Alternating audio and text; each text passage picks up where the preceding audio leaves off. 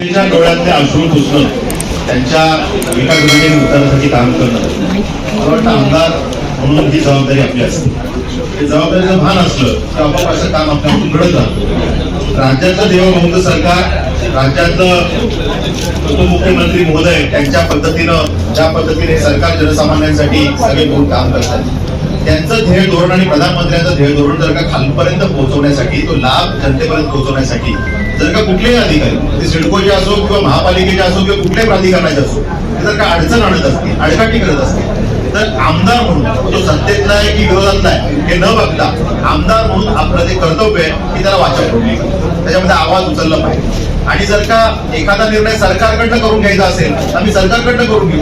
एखादा विषय सरकारने चांगला केलाय, जसं या सिडकोच्या घरांचा विषय होता, सरकारने केलं, 67,000 घरं जाहीर केली, सगळं केल्यानंतर लॉटरी केली, पण या किमती मात्र फुगवण्याचं काम सिडकोने केलं. सरकारला सांगण्याचं काम करत होतं की नाही आम्ही किमती बरोबर ठेवल्या, पण त्याच्यामध्ये माझ्यासारख्या एखाद्या कोणाला आमदारला काम करावं लागेल, त्यांच्या सगळे गोष्टी आजच्या करून काढाव्या लागतील, त्यांचे बोर्ड रिझोल्युशन काढावे लागतील. तुम्ही केलेले निर्णय आणि तुम्ही वागताय कशी याची तफावत समोर आणावी लागेल, की आपण आणली. त्या माध्यमातून सिडकोच्या त्या बैठकीमध्ये अधिकाऱ्यांचं पितळ उघडं केलं आणि त्या माध्यमातून निर्णय झाले आणि सिडकोच्या घरांच्या किमती 10% थेट कमी झाल्या.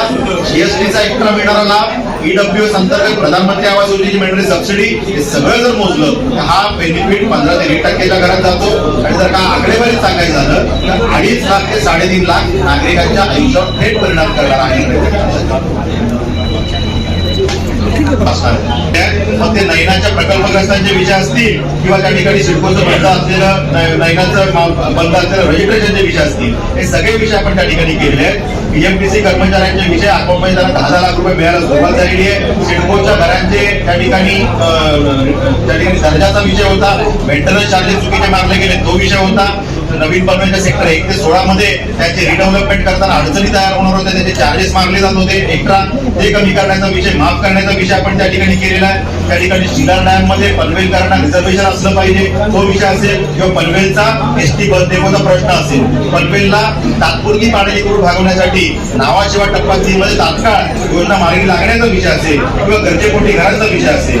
जमीन अधिग्रहित करताना सिडकोने शिक्के मारले पण जमीन अजून घेत नाहीत, मोबदलाही देत नाहीत, हा विषय असेल. आणि त्यामुळे जमिनीवरचे शिक्के काढा, त्याचा आमच्या ग्रामस्थांना त्या ठिकाणी मोबदला द्या, हा विषय असेल. त्या ठिकाणी जिथे जिथे मॅनग्रोव्ह आहेत ते मॅनग्रोव्ह पार्क तिथे डेव्हलप व्हायला पाहिजे. त्या ठिकाणी सिडकोच्या माध्यमातून चांगली थीम पार्क, सेंट्रल पार्कच्या त्या ठिकाणी व्हायला पाहिजे, अशा पद्धतीची मागणी असेल. किंवा कोस्टल रोड आपल्या खारघर पचास मार्गे खांदा कॉलनी पनवेल पर्यंत यायला पाहिजे आणि पनवेलकरांची ट्रॅफिक समस्या, पनवेल सायन महामार्गावरचा ताण कमी व्हायला पाहिजे, हा विषय असेल. मेट्रोचं जाळं तयार करण्याचा विषय असेल, किंवा त्या ठिकाणी तळोजामध्ये पार्किंग प्लॉट आणण्याचा विषय असेल. नद्यांचं प्रदूषण कमी करून रिव्हर फ्रंट डेव्हलपमेंट व्हायला पाहिजे, हा विषय असेल. किंवा ESICच्या धर्तीवरती एखादं कामगार हॉस्पिटल यायला पाहिजे, हे विषय असतील. पार्किंगसाठी सिडकोने प्लॉट द्यायला पाहिजे.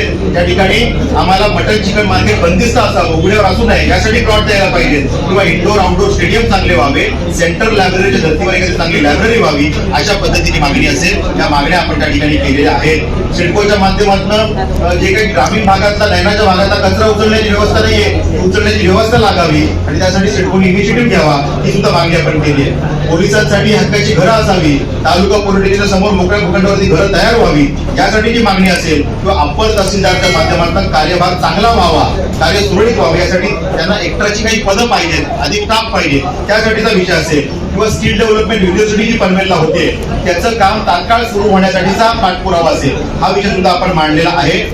आज वसई विरार अलिबाग कॉरिडॉर मध्ये तात्काळ लोकांना कंपन्सेशन मिळणं सुरू व्हावं, हा विषय असेल. किंवा पनवेलकरांसाठी हक्काचं हॉस्पिटल आणि त्याला मेडिकल कॉलेज हे त्या ठिकाणी व्हावं, ही मागणी असेल. अशा विविध विषयांवरती आपण पाठपुरावा त्या ठिकाणी केलेला